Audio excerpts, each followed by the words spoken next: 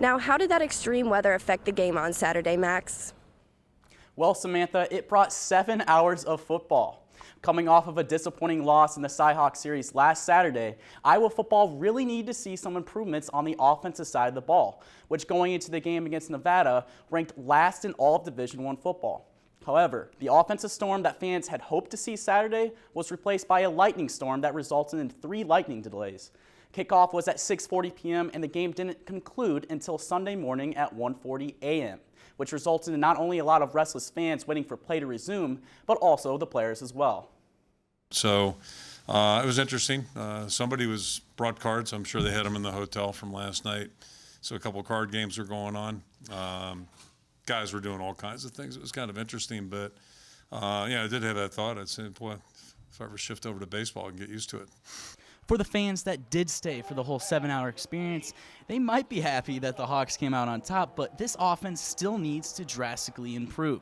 Spencer Petras, who had only thrown 1 touchdown over his last 10 games spanning back to last season, started off hot after finding Arlen Bruce in the first quarter for a touchdown.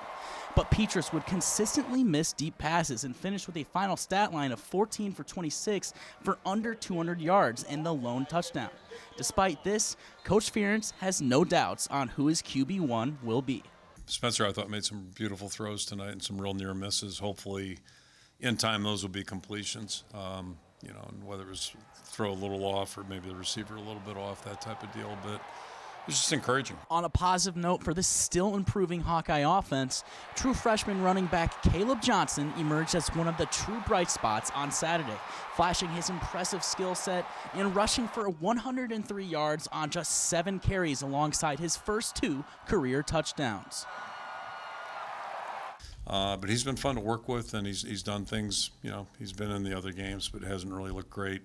It was good to see him run with confidence tonight, and he got a little bit of daylight and knew what to do with that, that's for sure. Consistency at the quarterback position will continue to be the key to Iowa's offensive performance going forward.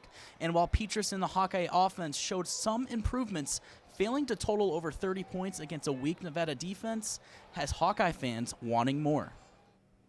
Iowa will open their Big Ten season this Saturday when they travel to Rutgers.